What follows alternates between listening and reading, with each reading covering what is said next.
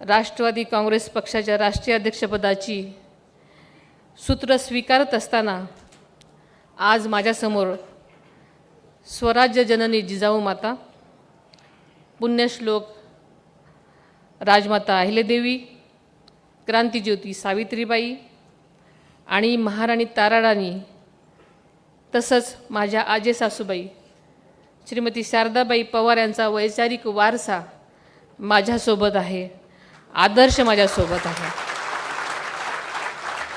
या आदर्शाच्या कार्यकर्तृत्वाकडे बघतच मी ही जबाबदारी स्वीकारत आहे।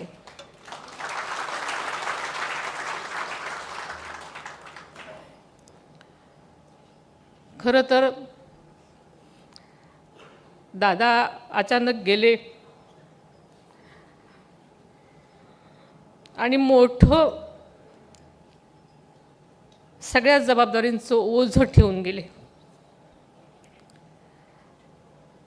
आणि हे सगळं शिवधनुष्य उचलत असताना सगळ्यांच्या अपेक्षांचं ओझं आणि असणारी जबाबदारीची जाणीव ही नक्कीच मला आहे। यासाठी आपल्याला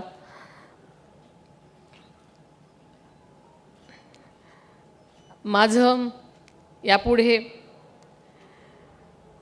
महाराष्ट्राचं कल्याण, जनतेचं भलं आणि राष्ट्रवादीचा विचार हेच आता ध्येय असणार आहे।